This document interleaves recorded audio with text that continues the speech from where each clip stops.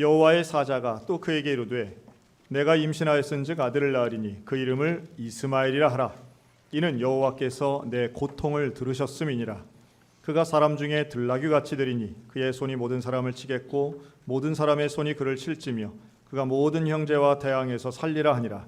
하갈이 자기에게 이르신 여호와의 이름을 나를 살피시는 하나님이라 하였으니 이는 내가 어떻게 여기서 나를 살피시는 하나님을 배웠는고 함이라. 이러므로 그 샘을 부엘라 헤로이라 불렀으며 그것은 가데스와 베렛 사이에 있더라. 오늘은 살피시는 하나님이란 제목으로 함께 말씀을 나누겠습니다. 지난 한 주간 여러 가지 뉴스가 있었는데 제 마음을 좀 불편하게 했던, 참 안타깝게 만든 뉴스가 있었습니다. 경남 창녕에 있는 10살짜리 소녀의 아동 학대 사건이었습니다. 이 소녀는 집에 있는 아버지와 어머니에게 학대를 당했는데요. 불에 달군 쇠 젓가락으로 발바닥을 지지기도 하고 쇠사슬로 목을 감아서 마음대로 움직이지 못하게 하고 온몸에는 멍이 들 정도로 구타의 흔적이 있으며 하루에 한 끼도 제대로 주지 않아서 아이가 굶주림을 못 견디어서 결국은 위험을 무릅쓰고 베란다를 이용해서 옆집으로 탈출을 해서 이웃의 도움으로 경찰에 인계한 이런 사건입니다. 34살 계부와 27살 친모가 이 딸을 학대한 사건인데요. 물론 자세한 사항은 알 수 없지만 드러난 객관적인 사실만 보아도 이게 쉽지 않은 가정이구나. 왜냐하면 27살 어머니에게 10살짜리 딸이 있다는 것은 이미 그녀가 10대 때 출산한 것을 알 수 있습니다. 그리고 그 외에도 다른 동생들이 더 있었던 거죠. 또 하나, 천안에서 있었던 역시 9살짜리 남자 어린이가 계모가 혼을 내면서 여행용 가방 안에, 그 작은 수트케이스 안에 이 아이를 넣고 7시간 동안 가둬놓아서 질식사한 사건이 지난주에 있었습니다.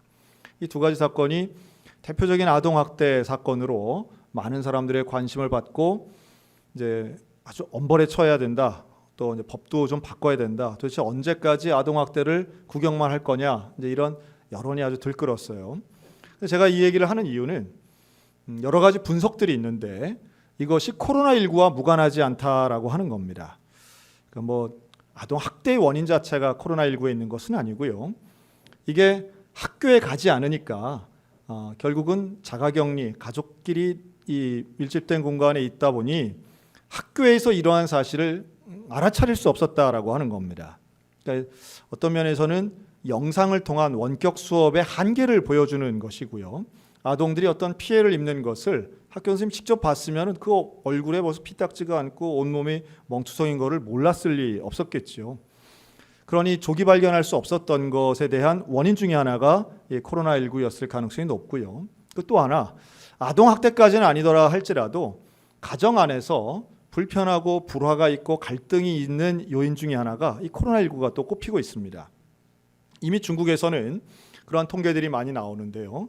가족들끼리 그냥 여러 시간, 평소에는 직장으로 학교로 다 떠나가고 빈집만 있어야 될 곳에 가족들이 함께 모여서 24시간 며칠씩, 그것도 2주 자가격리를 하고 이러면 더 친밀해질까요? 아니면 더 갈등이 생길까요? 그래서 중국에서는 지금 이혼율이 급증하고 또한 이 자가격리자가 많은 곳에 가정이 불화하는 일들이 많다는 보고가 이미 많이 나오고 있습니다. 슬픈 일이죠. 사실 어떤 의미에서는 외출하지 못하고 뭐 해외여행 못 가고 또 뭐 해외 출장도 못 가고 그래서 가족과 함께하는 시간이 많은 요즘에 오히려 이것을 하나의 기회로 삼아서 가족 간에 더 친밀하면 얼마나 좋겠어요. 그런데 더 어렵고 힘든 가정들이 많더라는 겁니다. 서로에게 상처 주고 더 분열되고 갈등을 조장하는, 그러다 보니 이런 끔찍한 학대 사건까지도 더 심각해지는 거 아닌가 하는 생각을 하게 되는 거죠. 사람이 행복감을 느끼는 것은 일이나 성취가 아니라 가정과 사람들을 통해서 행복감을 많이 얻게 됩니다. 쉽게 얘기하면 사업이 아무리 잘 안 돼도 집에 들어와서 가족들이 반겨주고 서로 사랑하고 세워주면 그 안에서 우리는 행복감을 느낄 수 있겠으나 아무리 장사가 잘 되고 아무리 돈을 많이 벌어도 가족끼리 원수가 돼 있으면 그 어떤 누가 평안과 행복을 누릴 수 있겠느냐라고 하는 겁니다. 저는 우리 사랑하는 성도들의 가정들이 하나님이 함께 하시는 가정, 평안함과 행복감을 느끼는 일치되고 하나된 가정들 다 되시기를 주님의 이름으로 축복합니다. 근데 이게 생각만큼 쉽지 않아요. 성경에도 이런 가정들이 참 많습니다. 특별히 여러분이 창세기를 잘 읽어보면 창세기의 대부분은 집안 이야기입니다.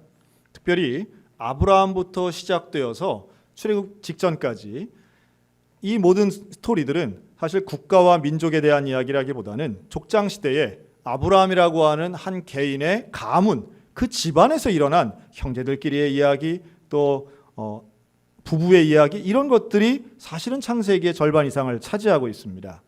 그 중에서도 오늘 읽은 이 창세기 16장은 하나님이 아브라함에게 약속을 주시고 너의 자손을 하늘의 별처럼 땅의 모래알처럼 정말 많게 해주시겠다 약속은 주셨는데, 그 약속받은 지 10년이 지나도 아이를 낳지 못하는 이 아브람과 사레가 어떤 실수를 하는가를 보여주죠.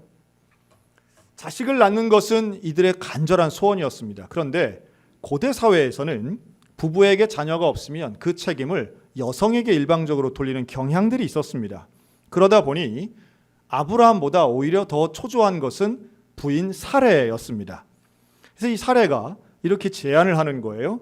남편 아브라함에게 아무래도 70 넘은 나나 80 넘은 당신이 아기 낳기가 쉽지 않으니 내 여종 하갈을 통해서 자손을 낳았으면 좋겠습니다. 이런 제안을 합니다. 여기에는 두 가지 전제가 있는데요. 하나는 많은 사람들이, 당시에 많은 사람들이 그런 식의 행위나 또는 자손을 위해서 두 번째 부인을 둔다든가 아니면 종을 통해서 자녀를 낳는 일들이 빈번하게 있었던 거예요. 남들도 그렇게 한다는 거예요. 또 하나는 하나님이 약속한 건 바로 당신의 씨에서 난다고 했으니 내가 아니어도 괜찮지 않겠습니까? 이런 시각을 사례가 가지고 있었던 걸로 보입니다. 그러나 이것은 하나님 원하시는 게 아니었던 것이죠. 먼저 남들이 한다고 해서 나도 해도 되는가? 여러분, 성경적 원리는 명확합니다. 한 명의 남편과 한 명의 아내, 일부일처를 성경은 구약과 신약에서 일관되게 말씀하고 있습니다.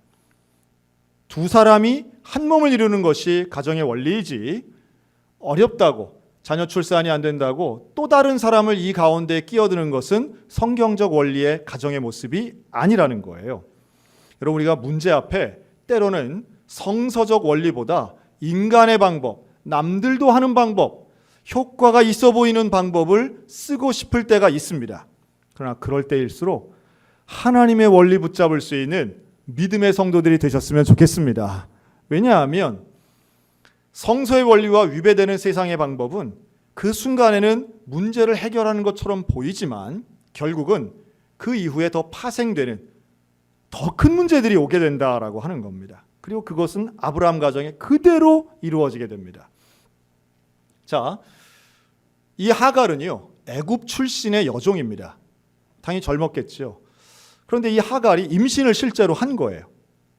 이 임신을 한 순간 사레도 아브라함도 상당히 좋아했을 겁니다. 그리고 사레는 내 선택이 옳았구나. 아브라함도 그러네.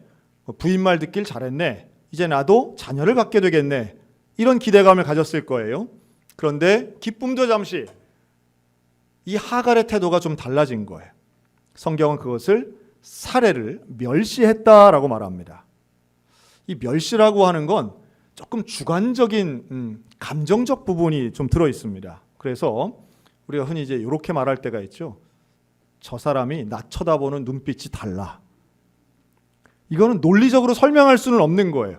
눈빛이 다르다고 할 때는 이거 뭐 좀 이상하죠. 그럴 때 난 무시당하고는 못 살아. 이런 분들 계실 거예요. 근데 무시를 어떻게 당했습니까? 그러면 눈빛이 나를 무시하더라는 거예요. 여러분, 그건 사실일까요? 아닐까요?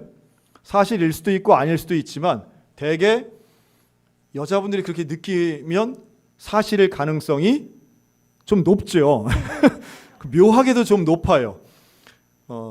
그래서 이것은 객관적 증거를 동반하진 않지만 분명한 건 피해자가 있는 거죠. 그리고 합리적으로 생각할 때 이 하갈이 아무래도 임신한 이후에 말과 태도가 좀 달라졌을 가능성도 있어요. 이렇게 볼 수 있겠죠. 최소한 하갈은 이 아이의 아버지가 아브람이라는 사실이에요. 다시 말해 나는 더 이상 이 집의 종이 아니라 최소한 내 아이의 아버지와 연관된 나도 또 하나의 아내 같은 존재가 될 수 있다는 기대감을 갖는 거죠. 거기서 나오는 태도와 말은 분명히 사례에게는 기분 나쁘고 불쾌하고 이거 달라졌네 라고 느끼는 멸시의 분위기를 캐치했다라고 하는 겁니다. 자, 이것을 남편 아브라함에게 얘기합니다. 도대체 당신 때문에 내가 이런 멸시를 당하다니 이거 있을 수 있습니까? 그랬더니 아브라함이 당신이 원하는 대로 하라 그래요. 그랬더니 어떻게 합니까? 이 사례가 하갈을 학대합니다. 학대. 멸시와 학대는 조금 달라요. 멸시가 감정적인 부분이라면 학대는 나쁜 감정 더하기 실제적인 행동까지 들어가는 겁니다. 그러니까 아동학대는 눈빛만 무시해서는 아동학대가 아니죠. 때리고 굶기고 괴롭히는 거 아니겠습니까?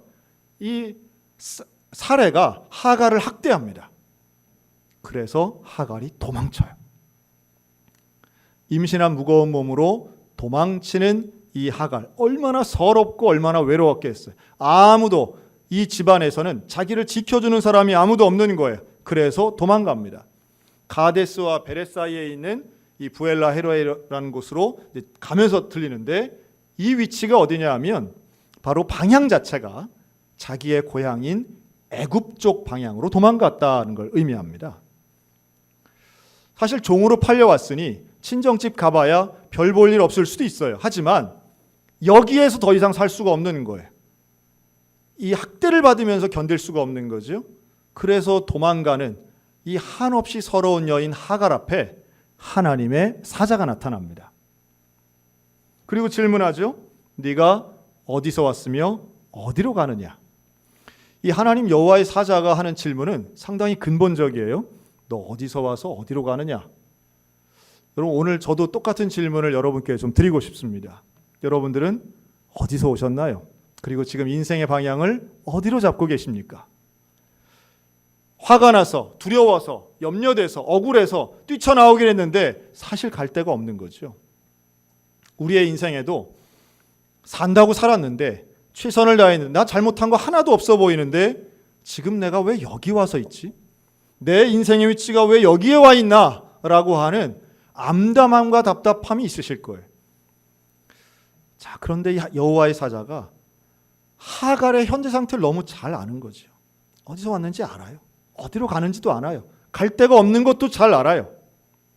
그런데 여기서 이 여호와의 사자가 하갈에게 두 가지를 약속합니다.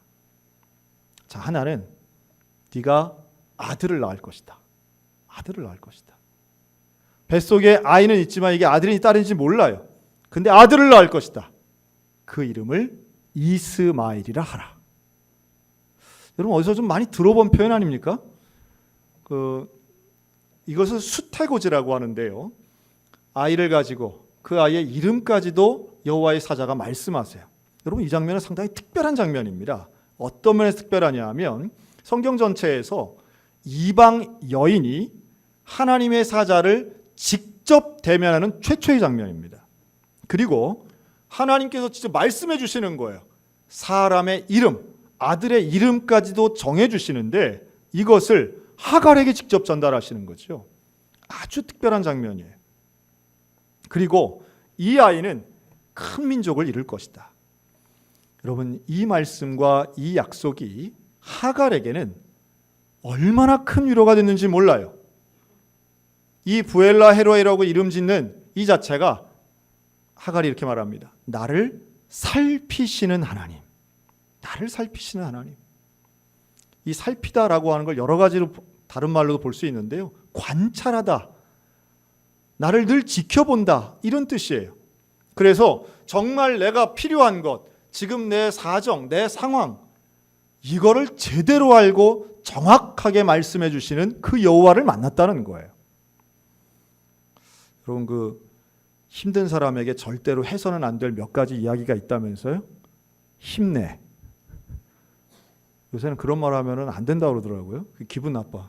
그리고 또 잘 될 거야. 이게 되게 그 성의 없어 보이고 무책임해 보인다. 뭐 그러더라고요. 제가 볼 땐 그렇지 않은데 그게 필요한데, 근데 워낙에 그러한 책들이 너무너무 많이 나와가지고 지금의 젊은 세대는 그런 말들을 오히려 좀 부정적으로 보다시피 하도록 학습되어 있는 것 같아요. 근데 어쨌든 누구를 위로하는 것은 사실 쉽지 않습니다. 누구를 위로한다라고 할 때 그 위로는 타이밍도 중요하지만 누가 하느냐가 더 중요하고 어떻게 하느냐는 그 다음에 중요한 것이죠. 여러분, 사람을 통해서 물론 위로받는 건 참 필요하고 중요합니다. 그러나 그 어떤 사람도 줄 수 없는 가장 온전한 위로가 여호와 하나님으로부터 오게 됨을 믿으시기 바랍니다. 하나님이 주시는 위로를 받아야 되는 거죠. 그리고 하나님 주시는 위로를 받기 위해선 우리 하나님 만나야 됩니다. 그 하나님 뭐라고 하세요? 너의 고통을 내가 들었다. 하나님은 우리의 고통을 아시는 분이에요. 타인의 고통을 사람이 알 수 없어요. 그런데 하나님은 아세요. 이 하갈의 억울함, 그 서러움, 그 아픔을 하나님이 아시는 거죠. 누군가 한 명만이라도 내 아픔을 제대로 알면 우리는 위로받을 수 있다고 봅니다. 근데 그 한 명 만나기가 사실 쉽지 않은데 우리에겐 분명한 약속이 있으니 하나님은 나의 고통을 아시고 하나님은 하갈의 아픔을 아시고 하나님은 이 여인과 함께 하신 줄로 믿습니다. 다른 사람들은 하갈은 스스로 나는 이제 종이 아닌 것처럼 이 가족의 일원이야 라고 생각했지만 사레도 아브람도 이 하갈을 여전히 종 취급한 거예요. 그리고 대체 가능한 사람으로 취급한 겁니다. 없어도 돼. 너 아니어도 상관없어. 누구라도 우리한테 자식만 낳아주면 되는 거지 꼭 너여야 할 필요는 없어. 이런 식으로 하갈을 대한 거예요. 얼마나 속상했겠어요. 얼마나 큰 상처였겠어요. 그런데 이 살피시는 하나님을 만나고 하갈이 힘을 냅니다. 그리고 힘을 내어 여호와의 사자가 명령한 대로 다시 사레의 집으로 돌아간 것이 그 증거예요. 정말 가기 싫고 정말 꼴보기 싫은 사람들이지만 그러나 하갈은 하나님을 만나고 그의 마음에 용기와 위로와 힘을 얻어서 다시 돌아가다는 거예요. 여러분, 오늘 우리들에게 만약 직장이 가기 싫거나 가족이 꼴보기 싫거나 혹은 교회가 뭐 이렇게 부담이 된다 할지라도 하나님을 만나면 나를 살피시고 내 사정을 알고 내 마음을 아시는 그 하나님 만나면 다시 내 사명 따라 돌아갈 수 있는 줄로 믿으시기 바랍니다. 하갈과 함께 하신 하나님 오늘 우리와도 분명히 함께 하시는 거죠. 그리고 돌아가서 14년을 삽니다. 당연히 이스마엘을 낳고 키우며 살아요. 이 기간이 하갈에게는 아마 이스마엘 보면서 살 수 있었지 않았겠나 생각이 들어요. 의연하게 버티며 사는 거죠. 그런데 두 번째 더 큰 시련이 옵니다. 그것은 사레가 아들을 낳은 거예요. 이 집안의 유일한 어린이였던 이 아들이었던 이스마엘과 생각하기도 싫은 어마어마한 적수가 나타난 거죠. 이삭이 태어납니다. 그때 이스마엘 나이가 14살. 그리고 태어난 이 이삭을 이제 젖된 것을 축하하며 잔치를 열어요. 이게 창세기 21장의 내용이에요. 그 축하를 했으니 젖을 때였으니 한 3살 지나 3년 지났다고 보면 그때 이스마엘 나이 약 17살. 그런데 그때 사레의 눈에 또 뭐가 보였느냐 하면 이스마엘이 내 귀한 아들 이삭을 놀리는 것이 보입니다. 여러분, 나이 차이가 14살이나 나요. 그럼 누가 놀리는 게 있겠습니까? 그런데 사레의 눈에 그렇게 보이는 거예요. 마치 17년 전 나를 멸시했다라고 고발했던 그것과 똑같이 이제는 네 아들이 내 아들을 놀렸다라고 하며 이것을 역시 남편 아브라함에게 고발합니다. 이때 아브라함이 고민합니다. 17년 전과는 좀 달라요. 그때는 고민하지 않고 바로 말했다면 창세기 21장에서는 아브라함이 고민해요. 왜 고민할까요? 지금 내쫓는다는 건 이스마엘을 포함하는 거니까. 이스마엘과 함께 한 시간이 짧지 않아요. 그런데 이 모자를 다 내쫓는 건 결코 쉬운 일은 아니었을 거예요. 하지만 아브라함은 사라의 말을 듣고 이 모자를 쫓아내버려요. 광야길을 걸어가는 이 모자는 서러워옵니다. 이들이 브엘세바 그 덤불 밑에서 이 모자가 서로 목을 놓아 통곡합니다. 저는 이걸 이스마엘의 입장에서 한번 생각을 해봤어요. 여러분, 이스마엘에게 있어서 이 가장 예민한 이 10대 청소년 시절 아닙니까? 그런데 그때에 내 어머니는 평소에도 집에서 아마 무시당했을 거예요. 사례에게 얼마나 이 소리 저 소리 들었겠어요. 이걸 아들이 다 알죠. 다 보지요. 그러나 아버지 하나 믿고 살았는데 아버지까지도 나를 내친 거예요. 여러분, 그 배신감, 그 절망감, 이거 어떻겠어요? 엊그제 뉴스에 또 하나 아주 특별한 기사가 하나 있었습니다. 우리나라에선 처음으로 이제 있었던 판례인데요. 재판 결과가 아주 큰 이슈가 됐습니다. 이 주인공은 강미숙이라고 하는 여자분입니다. 이분은 1983년생이신데 이분이 태어나서 몇 개월 있다가 홀트 아동복지회를 통해서 네덜란드로 입양 가신 분입니다. 여자분이에요. 그래서 네덜란드에서 이 36년을 사신 거죠. 그래서 지금은 두 자녀의 엄마이기도 하고 네덜란드인으로 살아가고 있습니다. 근데 유럽이나 미국에 있는 입양된 분들이 되게 자라서 고등교육을 받고 성장한 이후에는 자기의 뿌리에 대한 관심이 상당히 높죠. 그런데 입양 기간이 홀트 아동복지에서도 사실은 이 친부모가 누군지를 전혀 모르는 상황이었습니다. 그러니까 이런 분들이 의외로 또 많고요. 그래서 사실은 뭐 친부모 찾기 위해서 오긴 하지만 실패하시는 분들도 많은데 이분 같은 경우는 전혀 또 상황이 좀 다르더라고요. 이런 입양아들이 만든 세계적인 사이트가 하나 있습니다. 이 사미오 캄나라고 하는 사이트인데 여기는 뭘 하냐면 자신의 DNA를 등록을 해서 이 DNA 검사를 통해서 가족을 찾는 이제 이런 사이트예요. 민간 사이트입니다. 그런데 여기에 영국에 유학을 간 한 학생이 바로 이거에 호기심을 가지고 자기 DNA를 등록을 해서 검색을 했더니 놀랍게도 이 강미숙 씨하고 이 영국 유학생이 77%가 유사성이 있는 거예요. 자, 이것은 친형제까지는 아니더라도 이 가까운 이제 친척임을 의미하는 수치입니다. 연락을 이메일로 한 거죠. 그랬더니 강미숙 씨가 네덜란드에서 영국까지 온 거예요. 그리고 와가지고 이 유학생의 스마트폰에 있는 가족 사진을 쭉 보는데 놀랍게도 친척 중에 몇 명이 이 강미숙 씨하고 너무 흡사하게 생긴 거예요. 그리고 알고 보니 이 유학생의 작은 아버지가 이 강미숙 씨의 친부가 되는 것을 알게 됩니다. 자, 그리고 이제 연락을 했더니 놀랍게도 나는 네 아버지가 아니다. 만나기 싫다라고 하는 거부 메시지가 이제 온 거죠. 왜 그랬을까요? 신문에 실린 내용만 본다면 그 가족의 재산 문제가 고민이었다라고 하는 기사가 나왔습니다.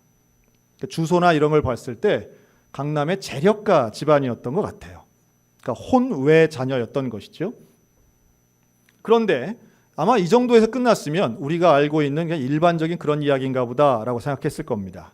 그런데 이 강미숙 씨는 처음으로 해외 입양 간 입양아 최초로 친생자 인지 청구 소송을 냅니다. 즉 자기의 친부를 상대로 내가 당신의 자녀인 것을 알게 하는 인지 청구 소송을 내요. 그래서 지난 주간 승소를 했습니다. 자, 이게 무슨 의미냐 하면 어쨌든 결과는 그래서 다음 주에 법원의 명령으로 아버지를 만나게 된 거예요. 참 기가 막히지 않습니까? 평생 찾아오지도 않고 찾으려고도 안 했지만 기적과도 같은 방법으로 먼 해외 이국 땅에서 아버지를 찾아온 딸을 거절하고 거부해서 결국 법원의 명령으로 만나게 한다는, 참 이런 것은 생각할수록 안타깝고 이해가 안 되는 면이 상당히 많아요. 승소 판결을 받았을 때 이 강미숙 씨가 그 법원 한 구석에서 펑펑 웁니다. 그리고 이렇게 인터뷰를 합니다. 내 소원이 있다면 나를 낳아준 엄마 얼굴 한번 보자고 하는 것인데 나는 아버지의 재산도 아버지의 집안도 형제도 아무 관심 없습니다. 나는 내 엄마 얼굴 한번 보는 게 소원입니다. 그런데 이걸 위해 내가 이렇게까지 해야 되나 하는 마음이 듭니다. 참 세상에는 자식을 낳았다고 다 부모인 건 아닌 것 같아요. 그리고 그러한 상처와 그런 아픔들이 사람들 가운데 얼마나 강하게 있을까 하는 생각을 해보니, 제가 만날 일은 없지만 부모에게 학대받은 그 청년과 천안의 자녀들이나 아이들이나 이 친부에게 거부당한 강미숙 씨에게나 정말 제가 기도하면서 그런 생각이 들더라고요. 그건 당신의 잘못이 아닙니다. 당신 잘못 때문이 아니에요. 하나님의 징계도 아니에요. 그리고 이제부터 살아가야 할 인생이 당신에게 정말 하나님의 은혜와 능력이 함께 있었으면 참 좋겠습니다. 이런 기도가 절로 나오더라고요. 아마도 이스마엘의 마음이 그런 마음 아니었을까 생각이 들어요. 이스마엘은 평생을 한 집에서 살아온 아버지에게 한순간에 버림을 받는 거예요. 친엄마까지는 아니어도 한 집에서 어릴 때부터 그래도 보고 자란 사례에게 큰엄마쯤 이렇게 대하지 않았겠어요? 그런데 한순간에 버림을 당해요. 그리고 이들의 통곡 소리가 하나님께 들립니다. 그리고 하나님의 사자가 또다시 찾아옵니다. 이곳이 바로 브엘세바였어요. 이 브엘세바 땅에 울고 있는 이 모자를 찾아온 하나님의 사자는 이렇게 약속합니다. 내가 너와 함께한다. 너로 큰 민족을 이루게 하겠다. 여러분, 이것은 과거에 대한 처벌이 아닙니다. 이 모자에게 하신 하나님의 약속은 미래에 대한 것이었어요. 여러분, 우리들 마음속에 있는 상처가 있습니까? 또는 가족이나 혹은 부모나 친척이나 내 가까운 사람에 대한 원망의 마음들이 있습니까? 사람은요, 온전하지 않습니다. 사람에게는 상처받을 수 있어요. 아무리 가까운 사람이라도, 나를 지켜줘야 될 사람, 나를 사랑해줘야 될 사람이라도 나에게 상처 주는 경우는 종종 있어요. 여러분, 그 상처 때문에 인생을 망치는 사람이 아니라 나에게 온전한 은혜, 온전한 사랑, 나를 살피시고 나에게 은혜 주시고 나를 포기하지 않으시는, 그래서 영원히 나와 함께 하시는 그 하나님 붙잡으시기를 주님의 이름으로 축원합니다. 하갈과 이스마엘은 그때부터 하나님 붙잡고 가는 거죠. 사실 하갈은 이 아브라함 집에서 전 두 가지 얻었다고 봅니다. 애굽에서는 얻을 수 없었던 거죠. 여호와 하나님을 바라는 것과 그리고 이스마엘, 이 둘 얻고 나온 거예요. 그런데 그 둘 때문에 결국 하갈의 인생은 달라지는 거죠. 과거를 돌아보면 억울함과 서운함과 외로움이 가득할 수 있겠으나, 그러나 지금 내게 있는 하나님과 이스마엘을 본다면 걸어갈 수 있는 거예요. 오늘 우리들의 삶도 그래야 되지 않겠습니까? 오늘 우리들의 삶도 나와 함께 하시는 그 하나님, 그 주님 붙잡고 능력으로 걸어가는 저와 여러분 되시기를 주의 이름으로 축원합니다. 제가 좋아하는 그 방송인 중에 이영자라는 분 계세요. 그 몸도 아주 크고 아주 충청남도 사투리도 잘하고 이런 방송인이고 개그우먼이죠. 개그맨이죠. 그런데 이 이영자 씨의 부모님은 생선가게 했다고 그러죠. 그리고 그 어머니는 하여튼 그분 표현이에요. 아들, 딸 차별하신 어머니였다는 거예요.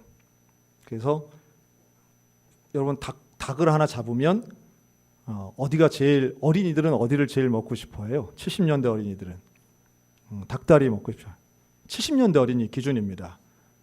21세기 어린이들은 그렇지 않아요. 21세기 어린이는 그냥 언제나 닭다리도 불편해하죠. 뼈가 있으니까.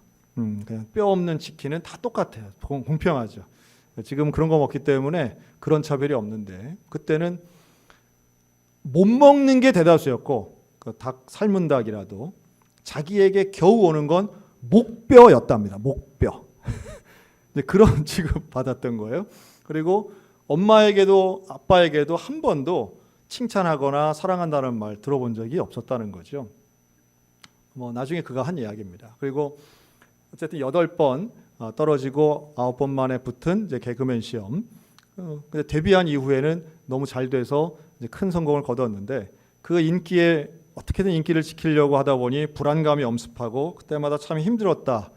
그런데 가까이 있는 SBS 방송국에서 항상 보는 이 김정택이라고 하는 SBS 관현악들을 지휘하는 그 장로님이시죠. 그분 보니까 그분 얼굴이 너무 밝아 보이고 너무 좋아서 어떻게 이렇게 기쁘게 사십니까 했더니 그래서 그 장로님에게 전도받아서 이제 교회를 가기 시작했죠. 초기에는 한 20년 전입니다. 그때만 해도 이영자 씨가 간증도 했던 기록들이 있습니다. 근데 그런 간증은 항상 재미있고 유쾌하고 그리고 성공에 대한 간증이었던 거죠. 그러다가 소위 말하는 다이어트 비디오 파동이 나옵니다. 그러니까 살 빠지는 운동이라고 비디오 테이프를 팔았는데 알고 보니 뭐 지방 흡입으로 뺐다 이제 이런 것이 팬들에게는 이분을 이제 멀리하게 된 이유가 됐던 거죠. 그리고 가장 친했던 친구들이 이제 자살을 하는 사건들이 연이어 터집니다. 그러다 보니 심적으로 영적으로 슬럼프를 겪게 되고 사람들이 떠나가고 대인기피증까지 오게 됩니다. 그러나 그런 과정에서 이영자 씨는 하여튼 본인이 기도하고 또 많은 사람들의 도움을 받아서 다시 재기하고 재기에 성공합니다. 그래서 재작년이죠. 2018년 여러 가지 방송들을 하면서 다시 인기가 폭발적으로 올라가면서 2018년 연예 대상을 받게 되는데요. 이것이 한국 방송사에서는 최초의 여자 연예인이 받은 대상이었습니다. 그런데 그 수상식 날 상을 받으면서 울먹거리는 목소리로 이 이영자 씨가 이렇게 수상 소감을 이야기했습니다. 누가 뭐라 해도 나를 포기하지 않고 나의 기둥 되어 주신 여호와 하나님께 감사드리고 모든 영광을 돌립니다. 이게 제일 처음 뱉은 말이었어요. 그녀의 일생과 살아온 궤적을 아는 사람들은 이게 무슨 말인지를 잘 알았다고 하죠. 절대로 나를 포기하지 않으시는 하나님. 가족도 나를 포기하고 친구도 나를 포기하고 가장 가까웠던 방송 동료들도 나를 포기하는 것처럼 돌아섰지만 그러나 돌이켜보니 한 번도 나를 떠나지 않고 나를 포기하지 않고 나에게 등 돌리지 않고 외면하지 않으신 분 하나님밖에 없습니다. 라는 고백으로 저는 들었습니다. 오늘 우리들도 마찬가지입니다. 여러분, 사람 의지하면 실망할 수 있습니다. 그러나 하나님은 온전하신 분이시고 우리의 고통을 살피시는 분, 우리의 기도를 응답하시는 분, 내 삶의 과거와 현재와 미래를 살피시는 그 하나님. 부엘라 헤로이에서 하갈을 만나주시고 부엘세바에서 이스마엘을 만나주신 그 하나님. 여러분, 그 하나님 붙잡고 사시기를 주의 이름으로 축원합니다. 나를 살피시는 그 하나님 만날 때 우리의 가정이 부엘라 헤로이가 될 것이고 나의 일터가 부엘세바가 될 것이고 우리의 교회가 하나님 만나는 감격적인 장소가 될 것입니다. 사람이 아닌 하나님을 붙잡고 살아가는 우리의 발걸음 속에 신실하신 하나님 약속을 성취하시고 그 성취하시는 가운데 우리는 영광 돌리는 복된 인생을 살 것이니 그 주님께만 소망 두고 오늘도 능력 있게 살아가는 믿음의 자녀들 다 되시기를 주님의 이름으로 축원합니다.